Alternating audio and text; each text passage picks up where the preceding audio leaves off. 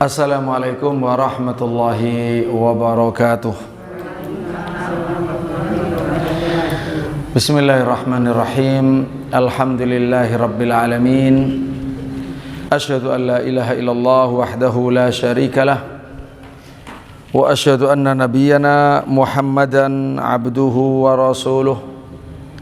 Allahumma salli wa sallim wa barik alaihi wa ala alihi azwajihi wa dhurriyyatihi wa sahabatihi wa tabi'in wa man tabi'ahum bi ihsanin ila yaumiddin.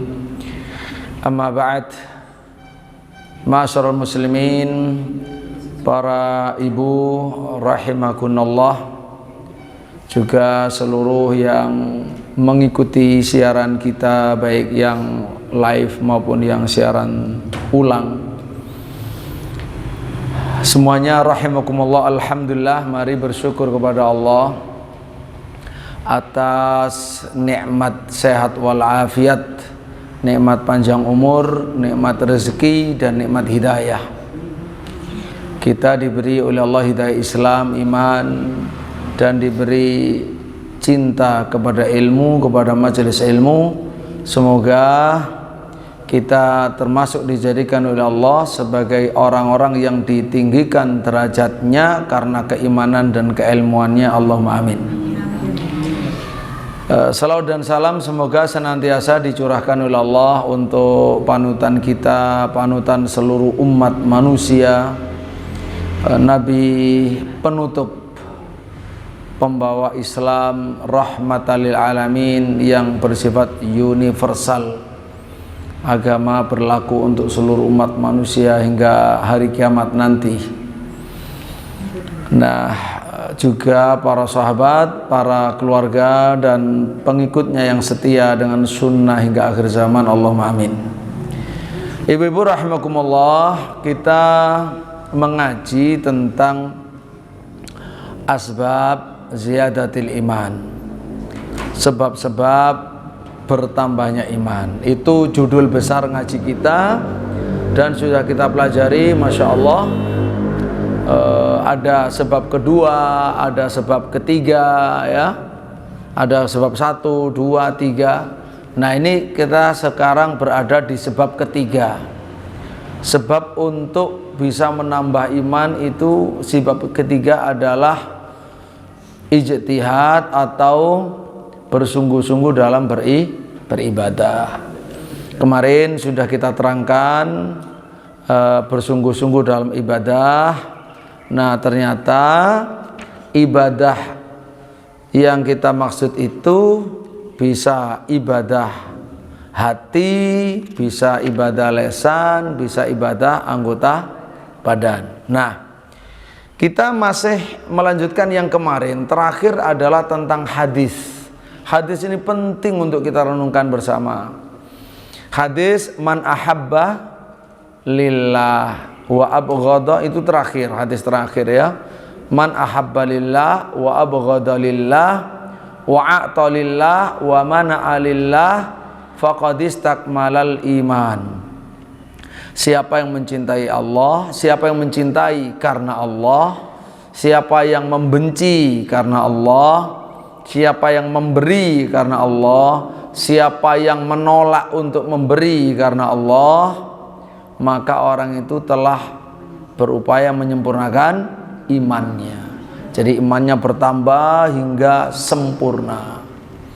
Nah, ternyata kesempurnaan keimanan ini berdasarkan hadis ini adalah intinya itu dengan amalan hati. Amalan hati yang dimaksud cinta dan benci. Kemudian juga ada amalan anggota badan, tapi didasarkan kepada amalan hati. Memberi karena Allah, menolak karena Allah. Memberi karena Allah, tidak mau memberi juga karena Allah. Nah, itu baru imannya akan sempurna. Nah, karena ini bicara soal cinta dan benci karena Allah, berarti kita dalam hidup kalau menjadi mukmin yang benar, ya, maka rasa cinta kita harus benar, rasa cinta kita, rasa benci kita juga harus benar. Jadi Iman itu mengatur rasa cinta dan rasa benci. Bapak Ibu rahimakumullah, langsung menyambung dengan hadis ini bisa ditulis surat Al-Mujadilah. Surat Al-Mujadilah ayat 22. Al-Mujadilah ayat 22. Ini untuk membuktikan bahwa intinya itu ada di hati, ada di amalan hati.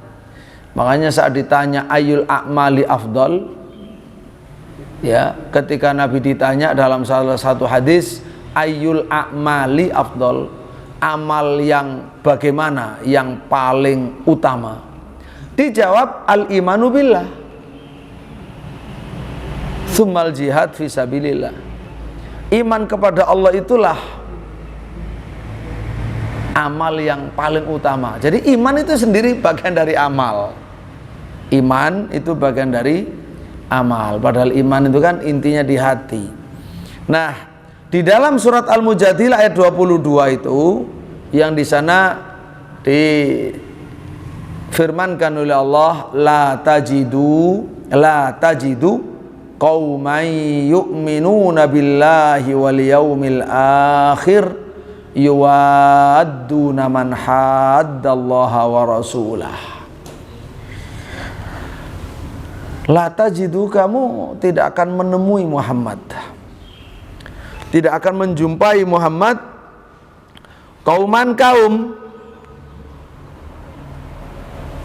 kaum yu'minuna billahi wal yaumil akhir, kaum yang beriman kepada Allah dan kepada hari akhir,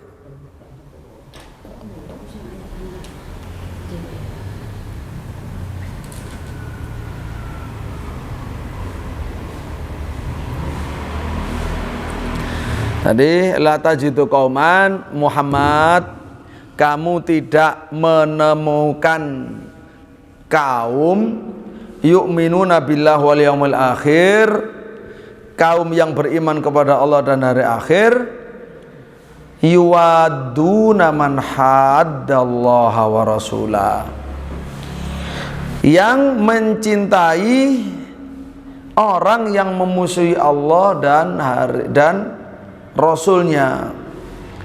Jadi kata Allah, Muhammad, kamu tidak akan menemukan ada orang mukmin iman kepada Allah dan hari akhir kemudian kok mencintai orang yang musuhi Allah, musuhi Rasul. Itu mustahil ada. Jadi kata Allah, mustahil ada orang mukmin yang benar-benar beriman kepada Allah dan hari akhir kemudian mencintai orang yang memusuhi Allah dan Rasulnya Muhammad SAW. Itu tidak akan ada. Kalau ada ya berarti bukan mukmin, kira-kira begitu ya. Jadi kalau ada bukan mukmin, itu mukmin yang nggak benar. Kalau orang mukmin kepada Allah dan Rasul wajib membenci siapa saja yang memusuhi Allah dan Rasul. Kita beriman pada Allah dan Rasul, terus ada orang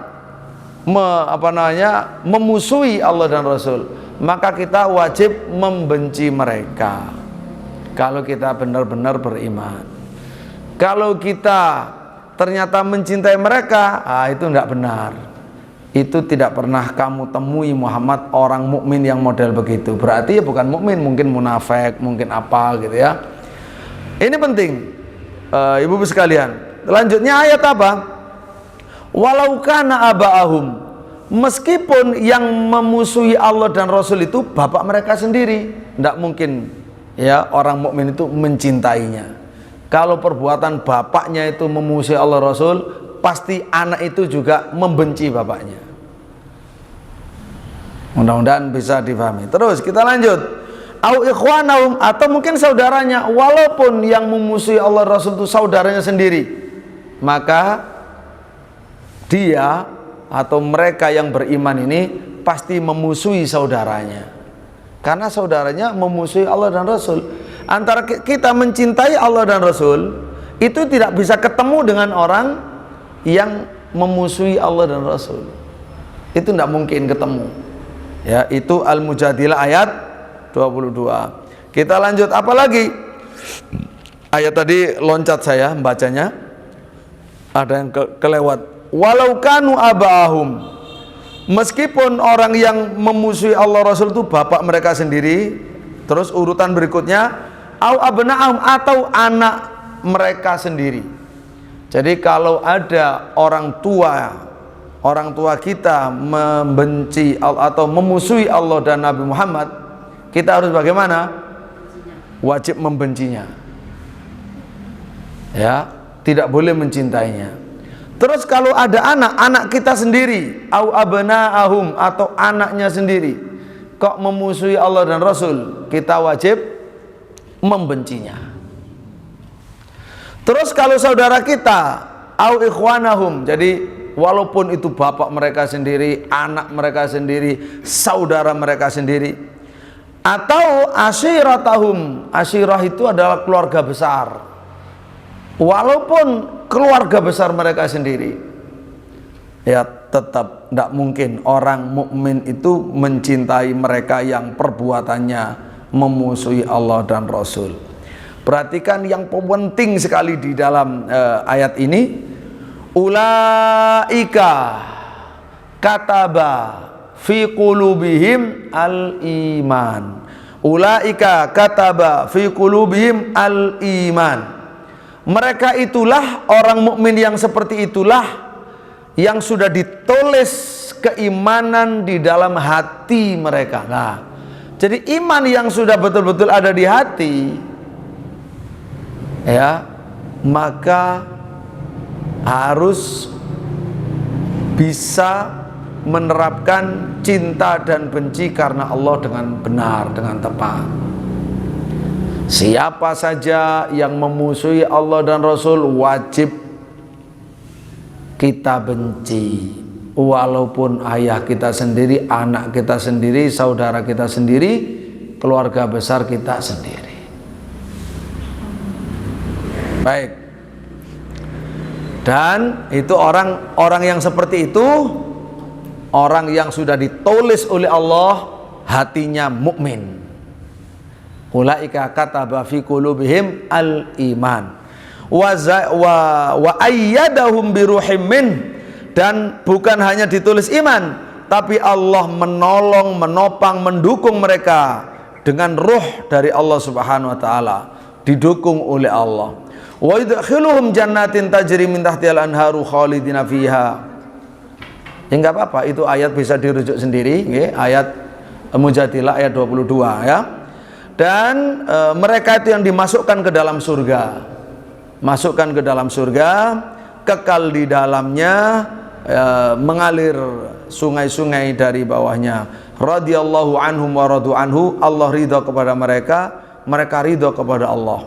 Ulaika hizbullah ala inna hizballahi humul muflihun. Nah, itu adalah kelompoknya Allah. Ingat, kelompok Allah itulah orang yang beruntung. Jadi monggo dirujuk sendiri di surat Al-Mujadilah ayat 22 sampai lengkap, nggih. Ada Quran, ada ayatnya, ada terjemahannya. Nah, kita ingin mengatakan bahwa surat Mujadilah ini itu sama maknanya dengan hadis yang barusan kita baca, yang kemarin sudah ditulis terjemahannya. Baik. Nah, setelah saya ingin menyampaikan ayat itu, ya, terus juga menunjukkan kata-kata ulaika kataba fi qulubihim al-iman, ya, iman di hati mereka ditulis sama Allah, hatinya hati mukmin. Maka mari kita perhatikan ini, silakan, kalau ini boleh ditulis, ini silakan ditulis sabab nuzulnya. Sabab nuzulnya. Surat Mujadilah itu yang melatar belakangi turunnya itu bagaimana? Kita semakin tahu, semakin jelas melalui sababun nuzul. Sabab nuzul. Sabab nuzul itu sebab turunnya ayat, ya. Sabab nuzulul ayat. Baik. Pertama, untuk sabab nuzul. Ibnu Juraij berkata bahwa Abu Quhafah. Siapa Abu Quhafah? Abu Quhafah itu bapaknya sahabat Abu Bakar. Bapaknya sahabat Abu Bakar itu namanya Abu Quhafah. Qaf ya. Quhafah. Lah Abu Quhafah ini diceritakan mencela Nabi, mencaci atau mencela Nabi Muhammad sallallahu alaihi wasallam. Yaitu peristiwa ketika belum Islam. Abu Bakar sudah menjadi sahabat Nabi. Kira-kira apa yang dilakukan oleh Abu Bakar? Dia mukmin, bapaknya masih kafir. Bapaknya mencela Nabi Muhammad. Abu Bakar itu orang lembut sekali. Berbeda dengan Umar. Kalau menurut ibu, kira-kira apa yang dilakukan oleh Abu Bakar? Yang lembut itu. Yang lembut itu.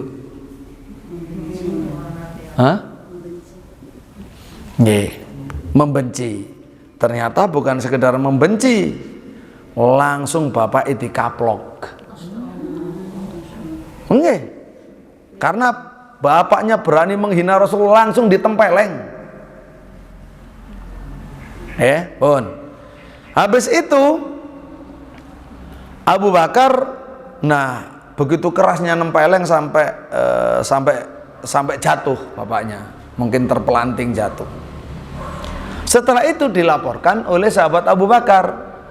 Sebentar, pertanyaannya, yang dilakukan Abu Bakar itu salah ndak? Itu ayo, salah ndak ya? Abu Bakar itu lembut loh bu, orangnya lembut. Tapi ketika Rasulullah dicaci maki, wah berubah jadi singa. Walaupun bapaknya sendiri.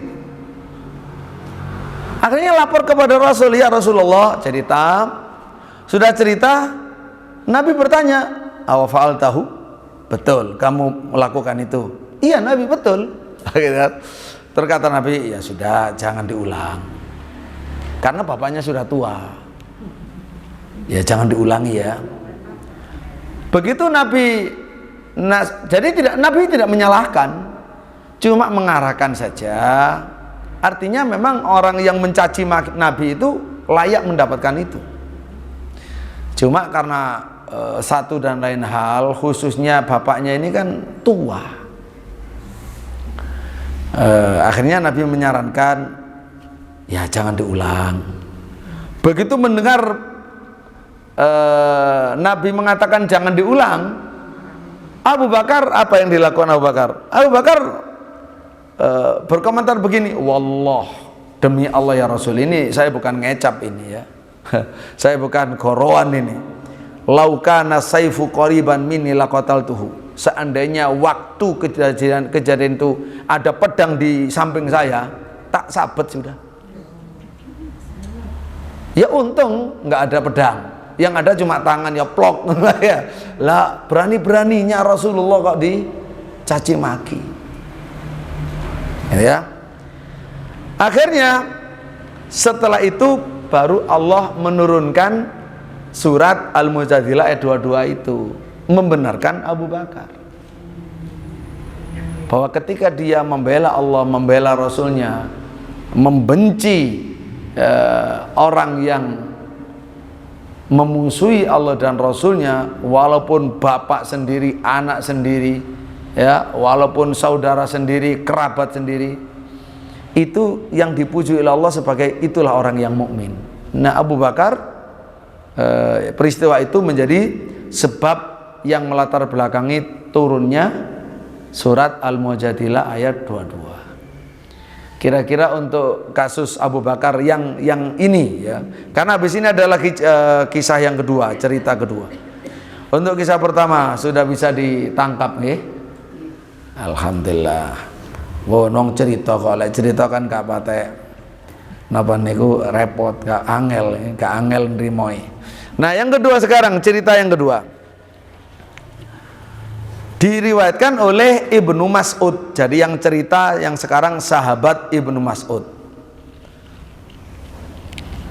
Ibnu Mas'ud itu bercerita begini, ayat ini turun, surat Al-Mujadilah itu ayat 22 ini turun berkaitan dengan sahabat Abu Ubaidah ibnul Jarrah. Abu Ubaidah itu, ibu-ibu, itu termasuk sahabat ahli surga. Abu Bakar sahabat ahli surga. Abu Ubaidah yang diceritakan ini sahabat ahli surga. Ya, ketika Nabi bersabda 10 orang masuk surga, langsung di absen 1 sampai 10. Nah itu ya Abu Bakar, Umar, Utsman, Ali, Abu Ubaidah bin Jarrah dan seterusnya ya sampai 10. Itu termasuk sahabat ahli surga. Jadi akhlaknya itu akhlak ahli surga. Baik. Turun berkaitan dengan Abu Ubaidah ibnil Jarrah yang membunuh ayahnya. Bukan hanya ngaplok, membunuh, tapi membunuhnya bukan di rumah, di medan perang, waktu perang, hukumnya hukum perang. Jadi ketika perang Uhud, Abu Ubaidah sang anak ini bersama Rasulullah sebagai seorang mukmin, sahabat Nabi, membela Allah dan Rasul. Bapaknya masih kafir, di barisan orang kafir, ketemu dalam perang, ya, dibunuh sama Abu Ubaidah. Dia melihat bukan sebagai bapaknya, bukan bunuh bapaknya, tapi membunuh orang yang memusuhi Allah dan Rasul. Itu tempatnya di hati. Iman seperti itu tempatnya di hati. Ya. Baik. Kemudian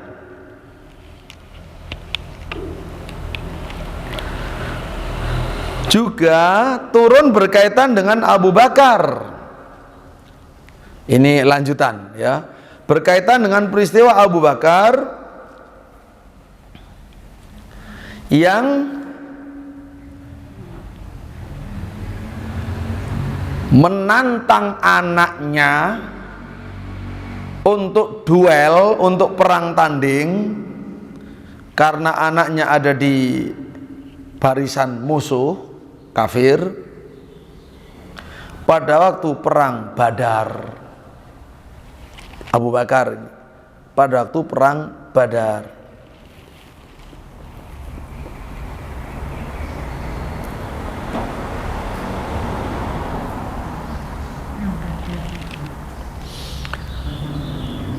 Jadi nantang perang tanding. Perang tanding itu perang 1 lawan 1 sebelum mulai pertempuran. Biasa model zaman perang zaman dahulu. Lalu Abu Bakar berkata kepada Rasulullah SAW, "Ya Rasulullah,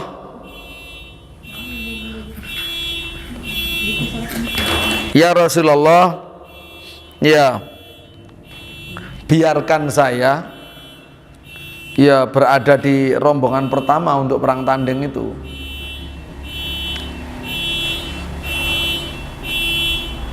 Terus Rasulullah berkata kepada Abu Bakar, "Mati'na binafsik ya Abu Bakar." Ya, mati'na binafsik. Ya, hibur kami dengan dirimu wahai Abu Bakar. Ama ta'lam annaka indi bimanzilati sam'i wa basari. Tahukah kamu bahwa kamu itu kedudukanmu bagi kami, bagi saya adalah seperti pendengaranku dan penglihatanku. Baik, sudah. Jadi lanjut ya, kata Ibnu Mas'ud, turun berkaitan dengan Abu Ubaidah yang membunuh ayahnya, turun berkaitan dengan Abu Bakar yang mengajak anaknya perang tanding di perang Badar. Lanjutan Mas Ian. Dan turun berkaitan dengan Mus'ab bin Umair, sahabat Mus'ab bin Umair radhiyallahu an, yang membunuh saudaranya sendiri Ubaid bin Umair waktu perang Uhud. Waktu perang Uhud. Saya ulangi, Mus'ab bin Umair yang membunuh saudaranya bernama Ubaid bin Umair. Kan Umair bapaknya. Dia Mus'ab punya saudara Ubaid. Nah, Ubaid itu dibunuh waktu perang Uhud. Abu Ubaidah membunuh bapaknya, Mus'ab bin Umair membunuh saudaranya. Itu Uhud ya. Kalau dalam perang Badar, Abu Bakar ngajak duel perang tanding anaknya. Ditambah lagi yang keempat, Umar membunuh pamannya, paman dari ibu ya. Jadi saudara ibunya membunuh saudara ibunya, itu pamannya yang bernama Al-As bin Hisham bin Mughirah. Itu waktu perang Badar. Jadi sudah disebut dalam perang Uhud 2 peristiwa, dalam perang Badar 2 peristiwa. Apa? Ada yang ketinggalan? Kenapa? Siapa?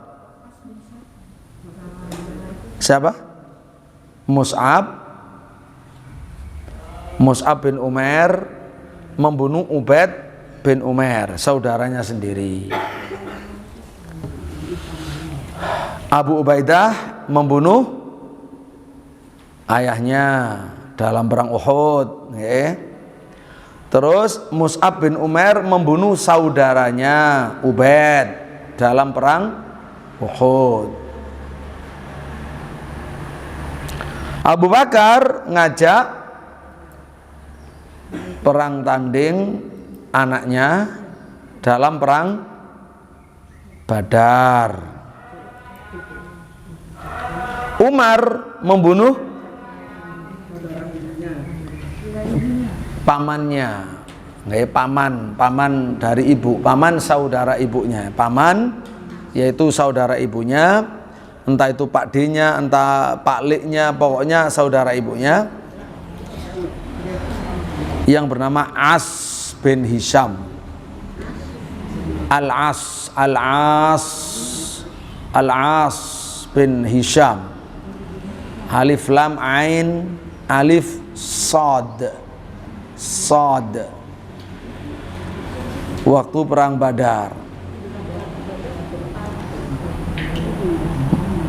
Masih tambah lagi untuk perang Badar ini siapa? Ali, Hamzah,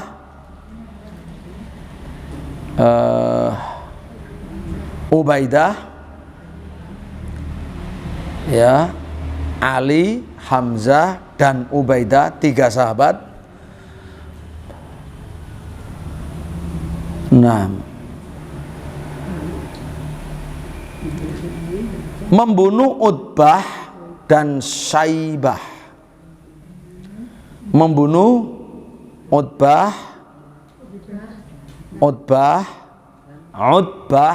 dan Syaibah. Ini bersaudara. Utbah dan Syaibah itu bersaudara. Keduanya adalah putra Rabi'ah. Dan ditambah lagi membunuh Walid bin Utbah. Saya ulangi, 3 sahabat membunuh 3 orang kafir dari kerabatnya, dari kabilahnya. Ali, Hamzah, Ubaidah membunuh 3 orang, Utbah, Syaibah dan Al-Walid. Utbah, Syaibah dan Al-Walid. Biar tahu 3 nama, Utbah, Syaibah dan Al-Walid. Nah, kalau hubungannya Utbah Syaibah itu bersaudara, anaknya Rabi'ah. Kalau Al-Walid itu anaknya Utbah. Ya, sudah, yang penting yaitu ya Itu yang melatar belakangi, itu yang dimaksud diantaranya oleh firman Allah, walau kana aba'ahum au abna'ahum au ikhwanahum au ashiratahum. Tidak mungkinlah kamu menemukan kaum yang mukmin mencintai musuh-musuh Allah dan Rasul. Mustahil. Walaupun yang musuhi Allah dan Rasul itu bapak mereka sendiri, anak mereka sendiri, saudara mereka sendiri, atau keluarga besar atau marga mereka sendiri, mustahil.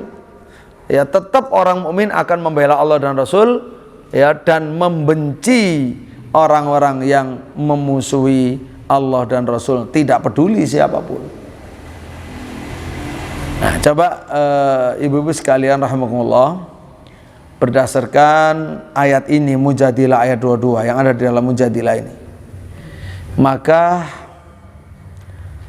intinya keimanan yang kuat, yang sempurna, yang diridhoi oleh Allah, yang dimasukkan ke dalam surga oleh Allah, itu intinya di mana dan dalam bentuk apa?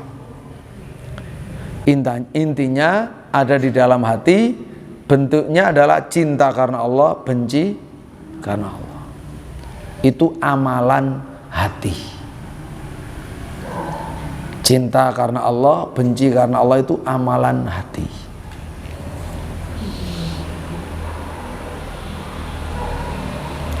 Di sini pentingnya kalau ingin meningkatkan keimanan, ya tazkiyatun nufus dengan tauhid, dengan menambah keyakinan, itu penting.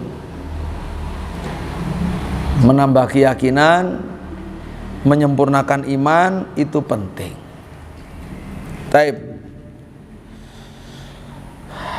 Kalau sudah selesai saya lanjut, karena kan tujuannya untuk kajian kali ini itu tentang 5 kesaksian dalam hati. Kita lanjut. Jadi intinya, apabila atau kapan saja, bila mana hati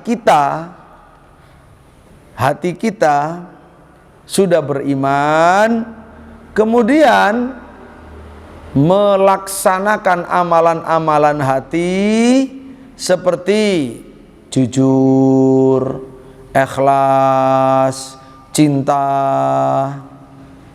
ya, cinta dan benci karena Allah, maka bisa dipastikan anggota lesan dan anggota badan pasti baik. Kalau hatinya sudah bersih, sudah baik, dengan keimanan kepada Allah dan hari akhir, ya, lalu dengan keikhlasan, dengan kejujuran, dengan kecintaan dan benci karena Allah, bahkan tidak ada keinginan, ya, di dalam hati kecuali hanya Allah, tidak ada ingin kepada selain Allah. Kalau kondisi seperti itu, maka anggota badan kita, lesan kita pasti baik. Pasti baik. Jadi segala ucapan, segala tindakan anggota badan bergantung kepada kualitas keimanan kita di dada. Kata Nabi, idza salahat salahal jasadu kulluh wa idza fasadat fasadal jasadu kulluh ala wahyal qalb. Ya, kalau hati itu baik, maka baik seluruh anggota badan. Kalau hati itu jelek, maka jelek seluruh anggota badan. Ingatlah, yaitu jantung alias hati nurani. Yang kemarin kan kita bahas hati nurani, ya. Jadi hati itulah yang pertama kali dilihat oleh Allah. Setelah hati, baru yang dilihat oleh Allah adalah amal soleh yang dipengaruhi oleh hati tadi. Kalau hati baik, lesan dan tindakan pasti baik. Maka yang dilihat oleh Allah pertama hatinya, kedua amal solehnya. Yang lain tidak dilihat, harta kekayaannya tidak dilihat, pangkatnya nggak dilihat, ya, pengikutnya yang banyak nggak dilihat, rupanya yang rupawan, yang ganteng, yang cantik nggak dilihat sama Allah. Jadi tempat penglihatan Allah itu hati kita. Kemudian amal kita. Karena itulah Nabi bersabda, innallaha la yanzuru ila suwarikum wala ila ajsamikum walakin yanzuru ila qulubikum wa a'malikum. Allah tidak melihat kepada rupa kalian dan tidak melihat kepada fisik kalian.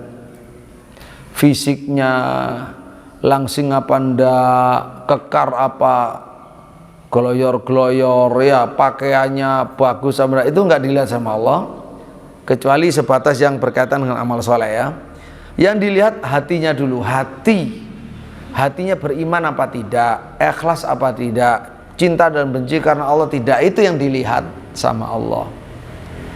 Setelah itu baru amal, ucapan-ucapannya maupun perbuatan-perbuatan.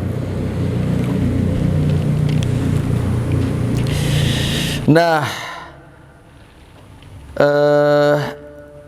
karena hati itu tempat Allah melihat, tempat Allah melihat dan memeriksanya itu adalah hati, maka mari kita berusaha selalu memikirkan hati kita. Hati kita itu, hati manusia itu macam-macam. Perhatiannya hati itu macam-macam. Ada yang memikirkan kewajibannya terhadap akhirat, kemaslahatannya di akhirat. Ada yang hati itu sibuk memikirkan kepentingannya di bumi, karirnya di bumi, ya. Ini kan sudah beda, yang satu hidup untuk akhirat, yang satu hidup untuk dunia. Ada juga hati itu selalu digoyah oleh was-was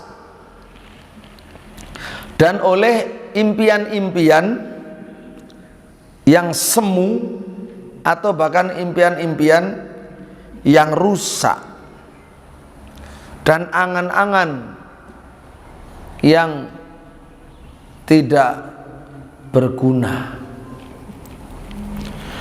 Nah, dari sini kita harus memilih bahwa hati kita harus disibukkan dengan urusan akhirat. Hati kita harus disibukkan dengan urusan akhirat. Kebaikannya di akhirat, keselamatannya di akhirat. Itu yang harus dilakukan oleh kita terhadap hati kita. Nah, terkait dengan akhirat itu kan ada ilmu, ada amal, ada ilmu. Nah, ilmu yang bisa mengantarkan kita kepada keselamatan akhirat ya ilmu tauhid, ilmu iman, seperti yang kita bahas ini, ilmu iman, ilmu tauhid. Itu yang harusnya menjadi kesibukan hati kita, mikirnya mikir ke situ, ya, yang menjadi perhatian utama. Walaupun kita juga ada porsi untuk mikir di dunia ini karena kita masih hidup di dunia. Ya, jangan lupa urusan dunia, sekedar jangan lupa untuk menyambung hidup. Ya, maka di zaman yang BBM naik ya, semua barang-barang naik, ya mesti saja ibu-ibu dapur ya mikir, ya, engko ya apa belanjane, ya apa bayar anake, cukup apa ora, ya apa banyak ya apa. Nah, tentu saja itu juga menjadi pikiran, tapi harus sewajarnya. Selebihnya tawakal kepada Allah, husnudzon pada Allah, mendekat kepada Allah. Itu harusnya. Jadi tidak boleh proporsional itu dalam arti 50-50, 50 akhirat 50 dunia, tidak bisa. Tujuan utama itu akhirat, surga. Dunia itu secukupnya saja, bukan seimbang, bukan. Kalau akhirat itu diperjuangkan sampai mati. Kalau dunia digunakan untuk mempertahankan akhirat. Lepaskan dunia, yang penting akhiratnya selamat. Nah, itu harusnya, itu baru proporsional. Ya. Baik. Nah, sehingga di dalam bidang keilmuan kita perlu belajar tauhid, ya. Dalam hal bayangan-bayangan, persepsi-persepsi, maka perlu untuk merenungkan kematian, merenungkan surga, merenungkan neraka. Nah, itu perlu.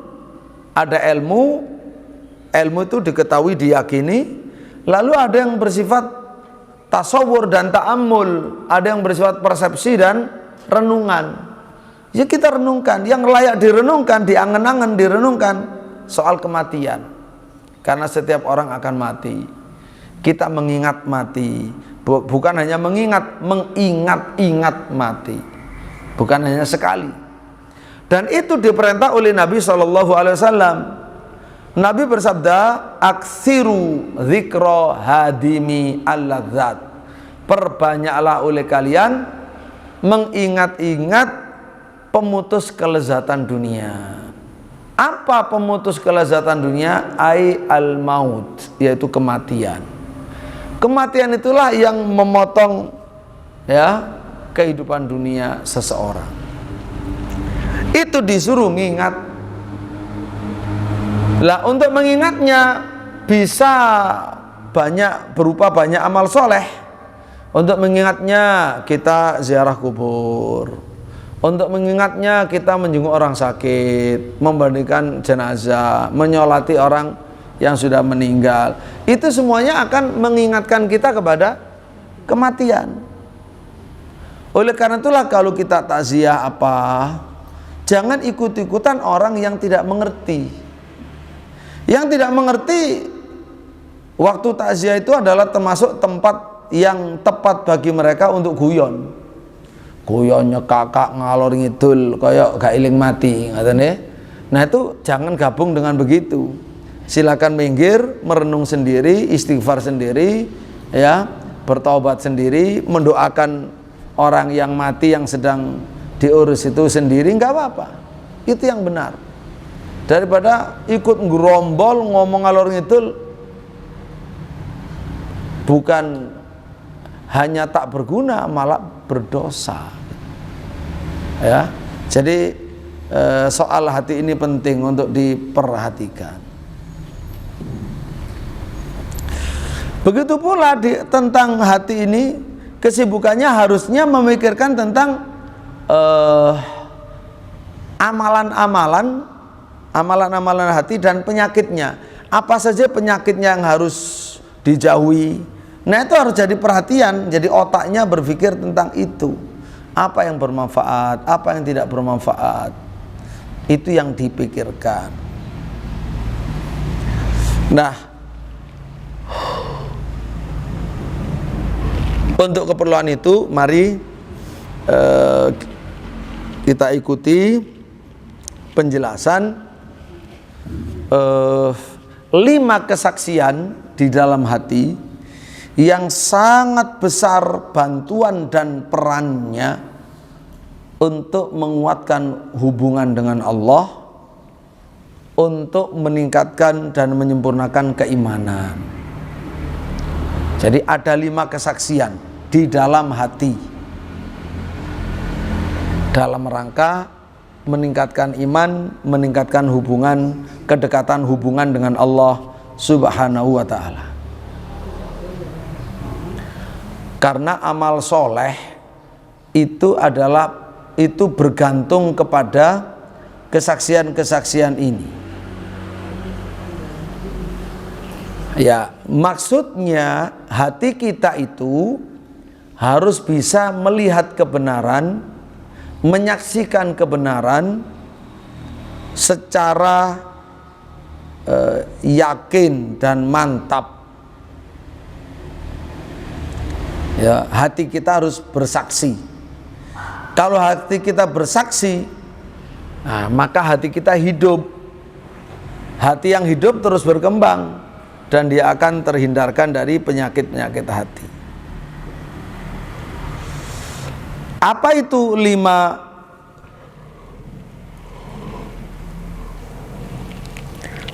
kesaksian di dalam hati? Ibu-ibu rahimakumullah. Yang pertama, hati harus bersaksi, melihat dan bersaksi ya kepada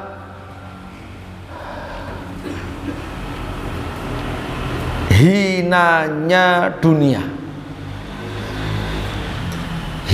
Dunia itu hina, dunia itu hina dan rendah, itu fakta.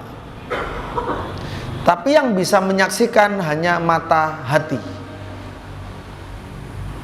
bukan mata kepala dulu, tapi mata hati dulu. Baru kemudian itu ya mata kepala bisa ngikut. Jadi hati harus bisa bersaksi, melihat, memandang kepada rendahnya dunia,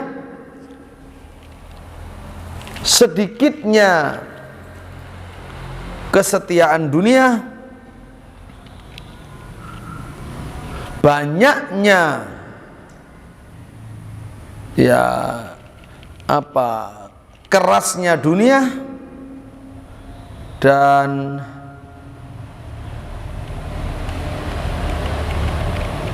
cepatnya berakhirnya dunia.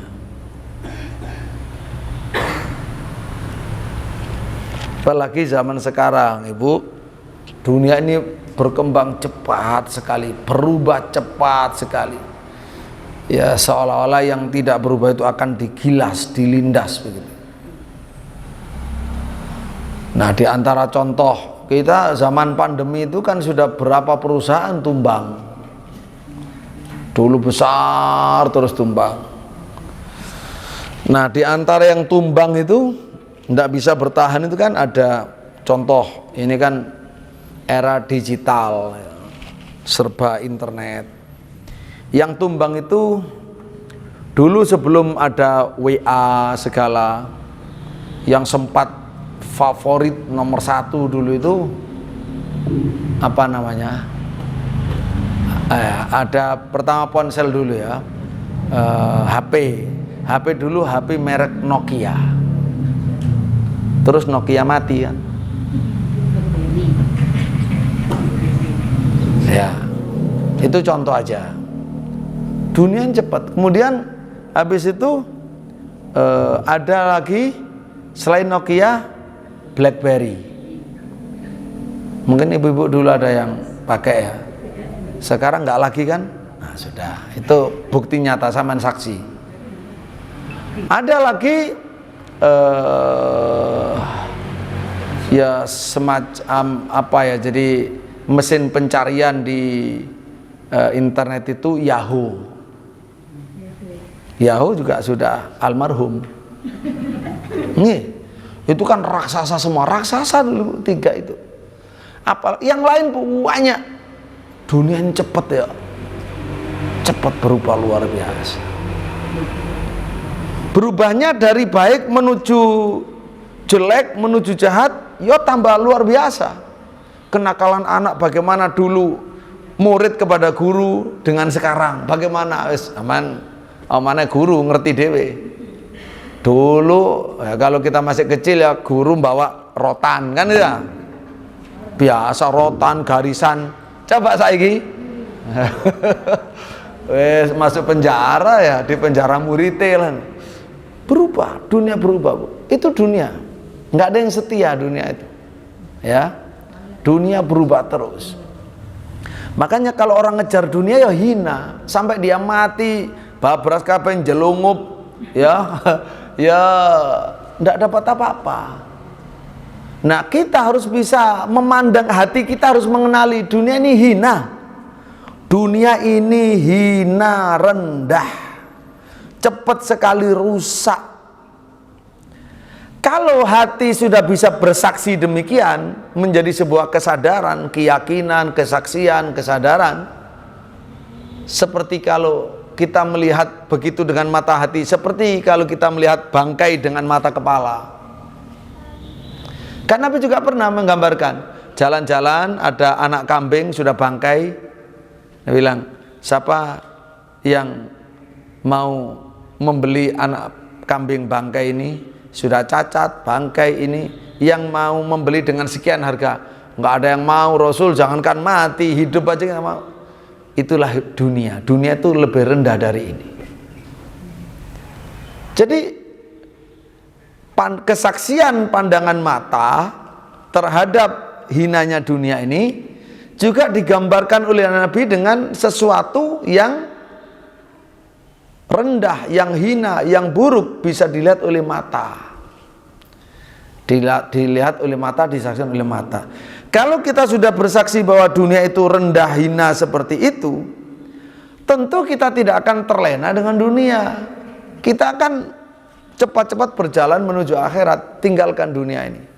Tidak usah terlalu nangis terhadap perubahannya dunia, hilangnya dunia. Ya, nggak seberapa. Ya, itu nggak begitu persoalan, nggak masalah. Itu sifatnya dunia. Tinggalkan kepada sesuatu yang baka, karena dia memang fana. Nah, ini oleh karena itulah Bapak Ibu, kalau ada orang untuk memperkaya diri sampai berani korupsi, berani jualan narkoba, berani ya menjual kehormatan, berani berkhianat, berani membunuh orang, itu berarti orang sedang apa coba kira-kira? Hatinya bagaimana? Hatinya buta, hatinya sedang cinta dunia. Dia buta kepada akhirat, buta kepada Allah dan seterusnya. Diperbudak oleh dunia yang seperti itu. Termasuk ya berani pelit kepada kedua orang tua atau bahkan kepada mertua. Ya karena dia merasa aku yang kerja kok, ngapain saya ngasih. Jadi ya itu namanya orang yang belum bisa melihat hinanya dunia, rendahnya dunia. Bahkan dunia ini akan terangkat kalau digunakan untuk Allah. Akan itu. Selama tidak digunakan untuk Allah itu rendah, tidak ada nilainya. Baru punya nilai kalau digunakan infak fisabilillah, untuk orang tua, untuk fakir miskin, untuk proyek Islam, untuk masjid dan seterusnya. Baru itu berharga. Tapi bukan untuk dirinya. Tapi kalau hanya untuk dirinya, untuk dibangga-banggakan, makan, minum, melancong, perabotan dilengkapi, tasnya berapa macam tas, ya arisan tas iki, ngaji tas iki, kondangan tas iki. misalnya lo aku gak napa nih, jadi gak nyindir sampai ndak, boleh ya punya tas macam-macam itu boleh, tapi ya jangan lupa disesuaikanlah sesuai, tetap ada batasnya supaya kita tidak larut dalam dunia. Walaupun kemampuan kita lebih, tapi tidak memperturutkan di situ. Cukup sesuai dengan kelasnya, ya wis nggak apa-apa. Tapi nggak perlu larut. Selebihnya ya untuk Allah, untuk kaum muslimin, untuk masyarakat, untuk fakir miskin. Baik, Ibu-ibu rahimakumullah, kita lanjut. Ini kalau kita bicara dengan dalil-dalilnya ya memang nggak selesai-selesai. Supaya jadi rujukan silakan ditulis, misalnya baca surat Toha ayat 131, Toha 131. Pun ya. Terus ada lagi misalnya surat Fatir ayat 5, Fatir ayat 5. Baik, itu hakikat dunia yang harus dilihat oleh mata batin kita, oleh hati kita. Harus disaksikan. Kalau hati kita bisa bersaksi, ada kesaksian itu hebat. Dari sisi keimanan itu hebat. Nah, ternyata kehidupan dunia itu kan kehidupan yang sangat sementara, disebut oleh Allah sebagai zahratal hayati dunia, bunga kehidupan. Bunga niku yang apa sih? Muncul, muntub, kuncup, moro mekar, habis itu layu entek bisa. Nah, dunia seperti itu. Lalu ditambah lagi sama Allah dikatakan sebagai ya memang perhiasan, kesenangan, tapi bersifat mataul ghurur. Mataul ghurur, kenikmatan yang menipu. Yang menipu. Nah, itu berarti harus waspada tadi itu ya. Harus bisa melihat itu. Yang kedua, kesaksian kedua, Bun. Kita pindahkan 5 kesaksian. Kesaksian kedua harus ada di dalam hati kita ini, ya, kesaksian, penglihatan kepada akhirat, bahwa akhirat adalah kehidupan yang abadi dan hakiki. Abadi dan hakiki. Ya, kedua adalah bersaksi atau menyaksikan akhirat, bahwa akhirat adalah kehidupan yang abadi, langgeng, abadi, dan kehidupan yang hakiki.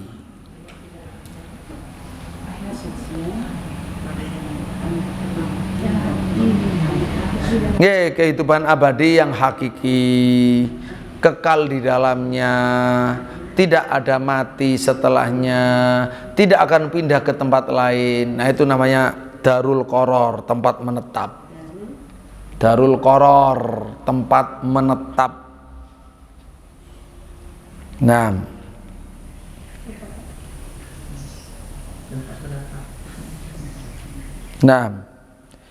dan ya sudah. Dan akhirat adalah apa istilahnya, stasiun terakhir, ya. Stasiun terakhir apa? Bandara terakhir. Apa mana? Apa? Terminal terakhir dari kehidupan. Loh nggih, kita kan berjalan. Perjalanan dunia ini kan mesti berakhir di terminal atau di stasiun atau di bandara. Ini yang terakhir, nggak ada lagi pindah-pindah. Kalau kita kan masih ada pindahnya ini. Habis kita dulu alam belum ada, kemudian alam rahim, lalu alam dunia, lalu alam barzah, kan sih ono pos-pos gitu ya. Lalu alam akhirat yang selamanya itu, surga neraka itu. Nah, itu yang kedua, ada kesaksian. Itulah rumah kita, darul qoror, rumah tempat tinggal kita, ya. Itu yang harus dikejar. Nah, tentang hari kiamat ini harus melihat apanya lagi juga, melihat tentang kengerian hari kiamat. Hari kiamat itu ngeri, penuh dengan peristiwa-peristiwa besar yang menyiksa, yang mengerikan.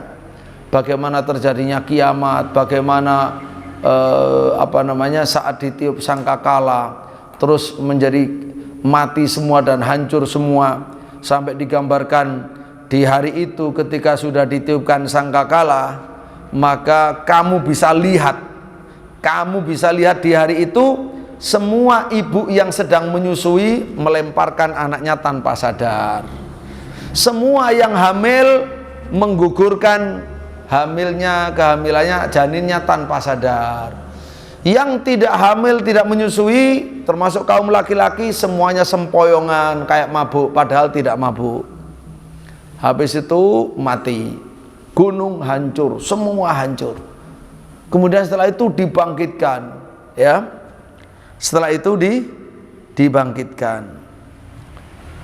di mahsyar. Bagaimana ngerinya di mahsyar, matahari 1 mil di atas kepala, semuanya disiksa dengan air keringatnya sendiri sesuai dengan amalnya masing-masing. Taib, sangat ngeri. Walhasil bisa dilihat misalkan contoh surat Al-Hajj ayat Al-Hajj,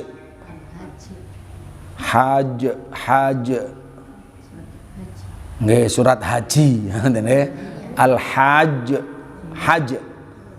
Nah, surat Al-Hajj itu ayat 2 insyaallah. Nah, ayat 2. Baik, kita lewati langsung 3. Kesaksian ketiga. Dan di hari kiamat semuanya kan di mahsyar itu nafsi-nafsi, semua orang lari, orang tua lari dari anaknya, kan gitu lah ya, suami lari dari istrinya, apalagi orang tidak dikenal, lari semua, nafsi-nafsi ditinggal lari ya nih. Pegatan pegatan. Ya, ini larinya lari nyari selamat sendiri-sendiri ya, karena sudah tidak ingat kecuali dirinya saja karena begitu dahsyatnya hari kiamat. Kalau sekarang suami istri kok ada yang nggak ingat pasangannya ya kiamat sugro, betul. Namanya rumah tangga gulung tikar, kiamat ya. Ya opo bubujuan model opo lah ngoten ya. Kok iso Kak? Taib. Ya berarti masuk ke dalam alam kebutaan, Bu. Ya kalau wis kayak ngono gak rumangsa salah itu ya, hatinya buta. Hati buta, ndak bisa melihat mana benar, mana salah. Taib. Yang ketiga, di dalam hatinya harus bersaksi tentang neraka, menyaksikan neraka, kobaran api neraka, panasnya neraka, dalamnya jurang neraka, kemudian ya pedihnya azab neraka dan lain-lain, macam-macam siksaan ya. Ada rantai, ada ya rantai dari neraka, ada rantai itu ya sampai di lehernya juga ya, dan lain sebagainya. Walhasil berbagai macam penjelasan di dalam Al-Quran maupun dalam sunnah mengabarkan tentang dahsyatnya azab neraka. Dan itu ya, neraka itu ya sama dengan surga, bersifat abadi.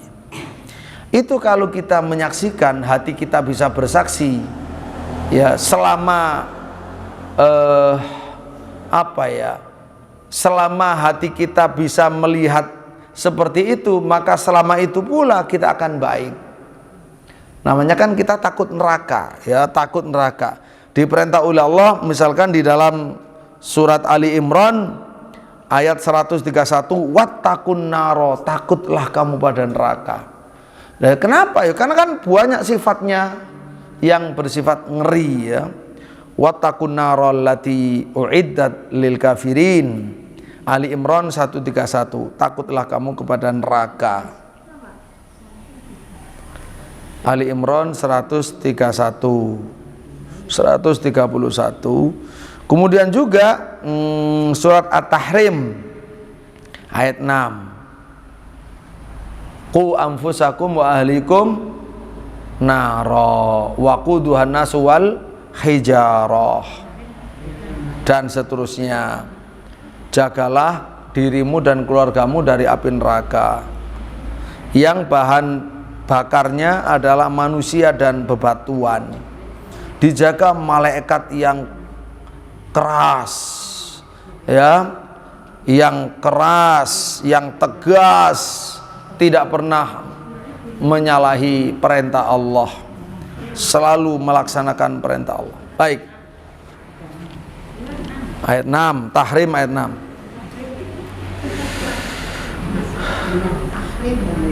At-Tahrim. At-Tahrim ayat 6. Bukan 36 ya.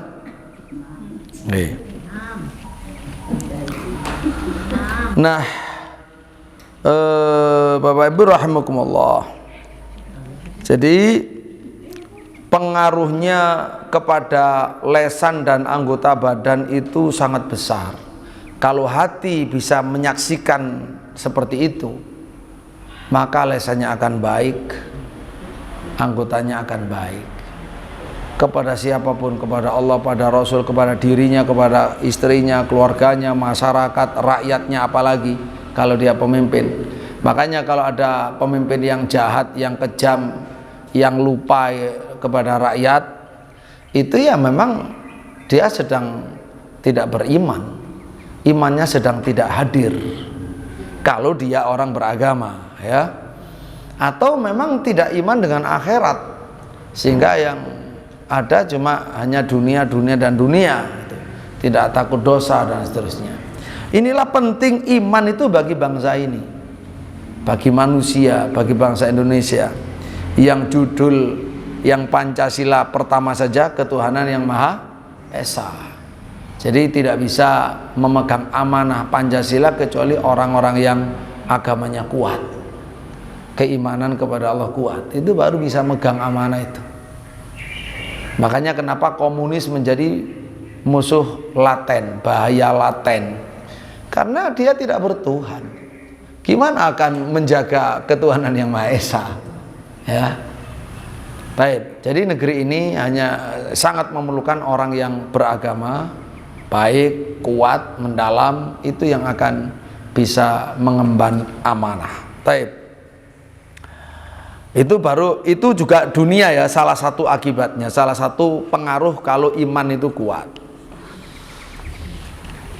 Kemudian yang keempat, kesaksian hati harus menyaksikan surga.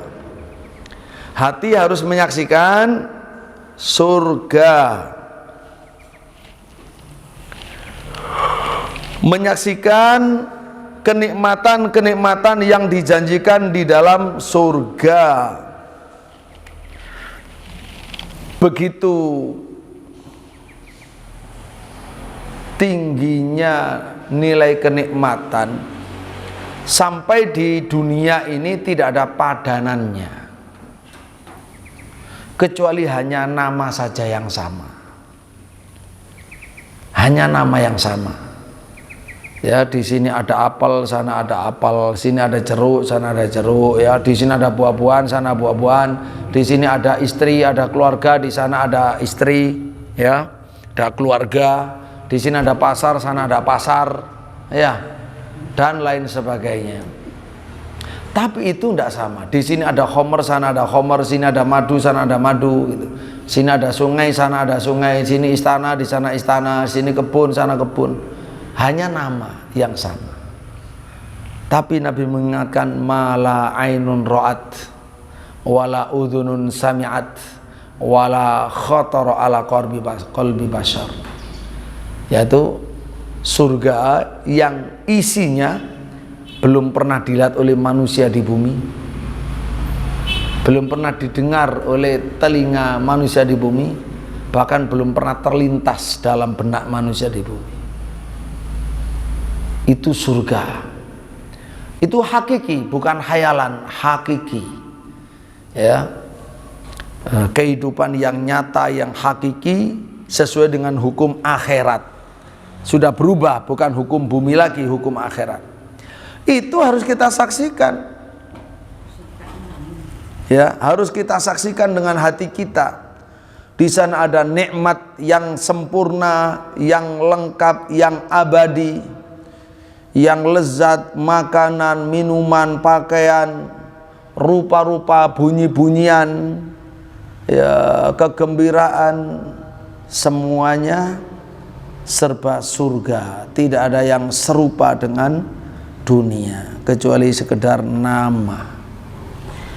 Itu kalau direnungkan Bapak Ibu rahimahullah, itu luar biasa. Orang bisa mengimani surga, bisa menangis karena rindu kepada surga. Itu kan seperti para sahabat. Kalau perang itu, apa yang mereka cari? Nyari mati syahid. Nyari mati syahid. Ya, kepingin, sudah kangen dengan Rasulullah, ingin ketemu dengan Rasulullah, ingin masuk surga, dimuliakan di surga. Ya, seperti semua sahabat, termasuk sahabat Khalid ibn Walid, dia itu perang untuk mati syahid, mati syahid, mati syahid, tapi ya nggak mati-mati, matinya di kasur. Makanya dia sedih, ya, dia bilang, aku ini sudah mencari kematian itu di tempat-tempat yang diduga di situ ada kematian. Karena beliau kalau perang kan luar biasa, bukan hanya mimpin di belakang, di depan. Tapi ya, seluruh kujur tubuhnya ini penuh dengan luka, tapi nggak mati. Lalu kurang 5 tahun terakhir, usia 47 kira-kira, dipanggil sama Umar, ya udah dipensiunkan dari ketentaraan, dari kemiliteran. Pertama dipensiunkan dari panglima, lalu masih perang. Kemudian setelah berhasil memenangkan, walaupun dia prajurit, dia minta izin kepada panglima perang agar dia yang mimpin. Dia mimpin perang, menang melawan bangsa Romawi, melawan orang Eropa dalam perang Yarmouk, itu di Syam. Jumlah umat Islam pasukannya 36.000 saja. Itu adalah jumlah terbesar milik umat Islam, 36.000. Lah musuhnya 200.000.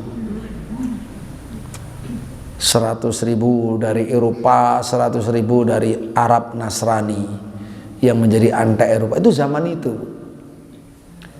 Jadi menangnya luar biasa. Setelah begitu menang, sudah gegap gempita, semua bersyukur. Panggil sama Umar, udah pulang kamu, pensiun sudah. Bukan hanya nggak boleh jadi panglima, jadi tentara nggak boleh. Di rumah, kemudian sakit di kasur, ya tadi itu karena cita-citanya betul-betul ingin mati syahid, ternyata wafatnya di atas kasur. Dari situlah maka berada di barisan depan dalam perang itu tidak mengurangi umur. Bersembunyi di rumah tidak bisa menambah umur. Nggak bisa menambah umur gitu. Wah, itu modal kekuatan umat Islam. Taib.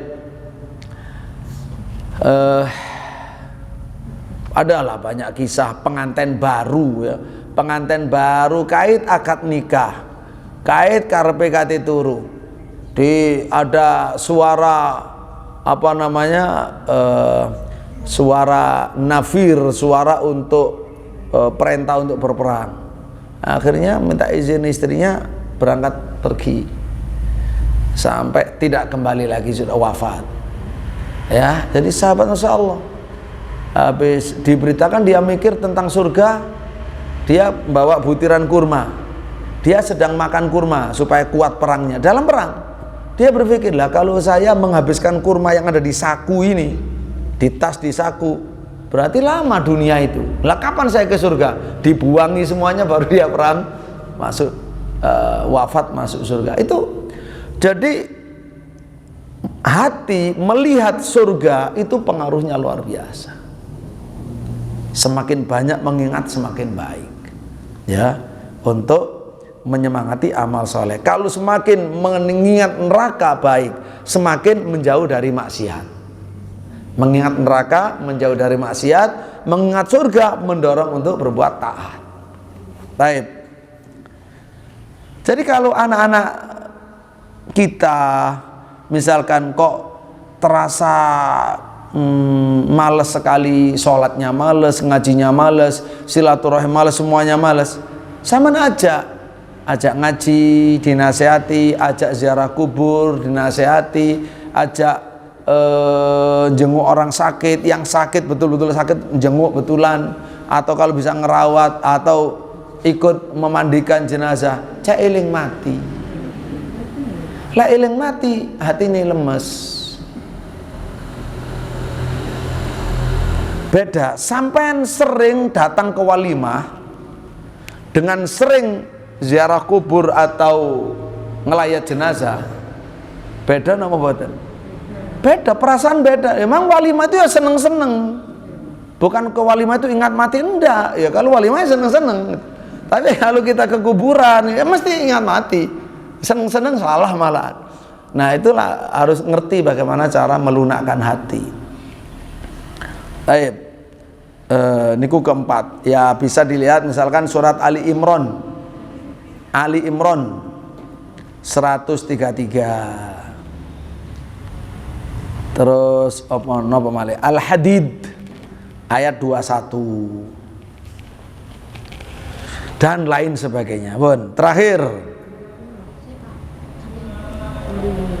Ali Imran 133, Al-Hadid 21. Sekarang terakhir kesaksian kelima. Menyaksikan, hati harus bisa menyaksikan, memandang, menyaksikan, menyadari, meyakini apa? Hari bonus. Di hari kiamat nanti ada namanya hari bonus. Yaumul Mazid. Yaumu al-Mazid. Menyaksikan Yaumul Mazid, hari bonus, hari tambahan. Yaumul Mazid, Yaumul Ziyadah. Apa itu bonusnya? Melihat wajah Allah. Melihat wajah Allah di surga oleh ahli surga. Melihat wajah Allah di surga oleh ahli surga. Ya, kalau dasarnya di Quran misalkan surat Al-Qiyamah. Surat Al-Qiyamah ayat 22 sampai 25. Surat Al-Mutaffifin, Mutaffifin ayat 15. Kalau nggak salah ya, 15. Mutaffifin 15, Al-Qiyamah 22-25. Jadi kita harus ingat, yakin, sadar bahwa nanti ketika kita masuk surga, semua ahli surga sudah masuk surga, sudah khuludun bila maut, kekal tanpa ada kematian, lalu diberi macam-macam kenikmatan surga. Nanti ditawari oleh Allah, mereka sudah merasa cukup luar biasa, tidak ada kekurangan namanya surga. Terus Allah memberikan bonus. Allah mengizinkan mereka untuk bisa melihat wajah Allah.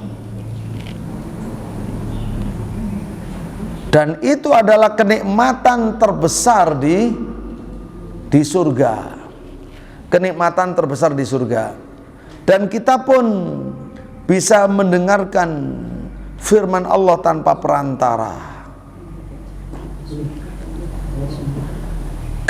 Dan ini selalu diulang-ulang, harus menjadi motivasi beramal. Ibtigha'a wajhillah, ibtigha'a wajhillah, mencari wajah Allah, mencari wajah Allah, mencari ridho Allah. Nanti kalau Allah sudah ridho di surga, Allah mengizinkan untuk ahli surga melihat wajahnya. Wujuhu yawma idzin nadhirah. Di hari itu ada wajah-wajah berseri, ila rabbiha nadhirah, memandang kepada Tuhannya. Ya. Nah, kalau hati itu bisa menyaksikan yang kelima ini, Masya Allah, dia beramal untuk akhirat itu seperti terbang, ya, bukan hanya seperti berjalan dan lari, seperti terbang. Tidak lagi peduli kanan kiri nggak urus, mbok bumi horeg nggak urus, dia tetap menuju di mana Allah Subhanahu wa ta'ala menjanjikan untuk kita bisa melihat wajahnya. Semoga Allah Subhanahu wa ta'ala memberi taufik hidayah inayah kepada kita, ilmu manfaat, amal yang soleh, dan semoga diberi rezeki melihat wajah Allah Subhanahu wa taala di surga. Allahumma amin amin amin. Baik, demikian sampai detik ini kita bicara tentang amal hati. Selesai alhamdulillah. Insyaallah taala nanti pertemuan akan datang amal lesan. Amal lisan itu akan menambah iman. Tadi itu amalan hati, semua amalan hati menambah iman. Kemudian nanti ada amalan hati, ada amalan anggota badan. Baik, ada pertanyaan? Niki sampun jam 11 lebih. Mboten krasa nggih ya? Luar biasa. Nggih. Iki durung delok Gusti Allah lah ngoten ya. Luar biasa. Nggih. Belum melihat surga, apalagi melihat wajah Allah Subhanahu wa taala. Masyaallah muslimin Allah, kita baru bicara tentang surga, bicara tentang Allah. Itu sudah punya energi tersendiri gitu ya. Nah, inilah pentingnya kita, anak cucu kita, ayo ya. Yang suka sibuk-sibuk itu nanti dibujuk gimana caranya ngaji di rumah, ngaji di tempat ngaji, pokoknya harus tersentuh hatinya ya, supaya bisa baik, rumah tangga semuanya bercahaya, diridhai oleh Allah, penuh dengan keberkahan. Demikian, monggo yang mau bertanya silakan sebelum kita tutup. Nggih. Iya, sekarang ini kan tadi disebutkan kalau kita melihat orang yang membenci dan cintai karena Allah, itu adalah orang yang beriman. Sekarang kalau ada orang yang menganggap semua agama itu sama, itu gimana kita bersikapnya? Iya, sama, membenci. Karena dia sedang kepada mereka, saman uji. Orang yang mengatakan semua agama sama, saman bilang, Al-Quran, Allah berfirman dalam Al-Quran, Inna dina indallahil Islam, wa may yabtaghi ghairal islami dina fala yuqbala minhu. Lalu sama terjemah, kata Allah di dalam Al-Quran, bagi orang yang beriman seperti kita yang mengimani, wajib menyesuaikan dengan isinya Quran ya. Agama yang benar di sisi Allah itu Islam. Siapa yang beragama selain Islam, Allah tidak akan pernah mau menerimanya, dan di akhirat termasuk orang yang merugi. Gimana sikap dia kepada ayat ini? Ya apa sampean dengan ayat ini? Kalau dia menolak ayat itu kan, ya memang dia menolak ayat itu kan.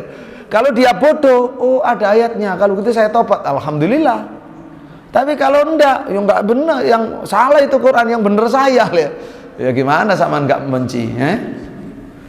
Sama jangan sok, enggak boleh ada sok begini. Kalau saya sih udah modern, maksudnya apa? Saya sih toleran. Saya enggak ke sana, enggak ke sini. Enggak ke sana, enggak ke sini itu enggak ada ceritanya. Saya enggak mau ke surga, enggak mau ke neraka, ya ke neraka juga ya.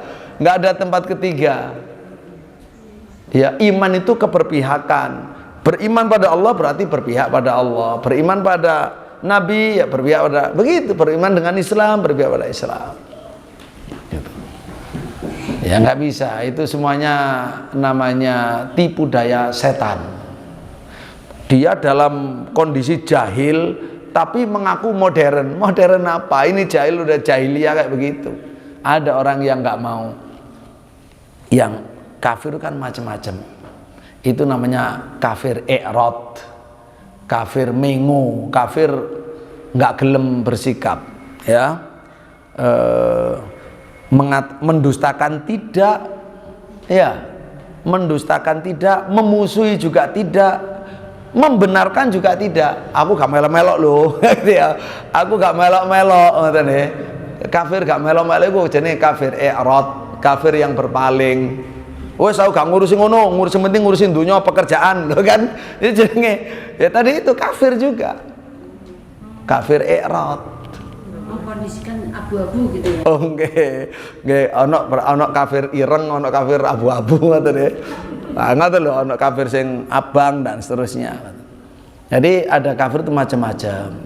ada kufur takdzib, ada kufur iba wastikbar, ada kufur i'rad, ada kufur syak wa dzan, ada kufur nifaq. Lek sing pura-pura Islam tapi hatinya benci, ya itu kufur nifaq. Ya kafir juga. Jadi warna-warni juga kafir itu. Yang lain? Sampun? Baik, kita tutup dengan doa kafaratul majlis. Subhanakallahumma rabbana wa bihamdika asyhadu an la ilaha illa anta astaghfiruka wa atubu ilaik.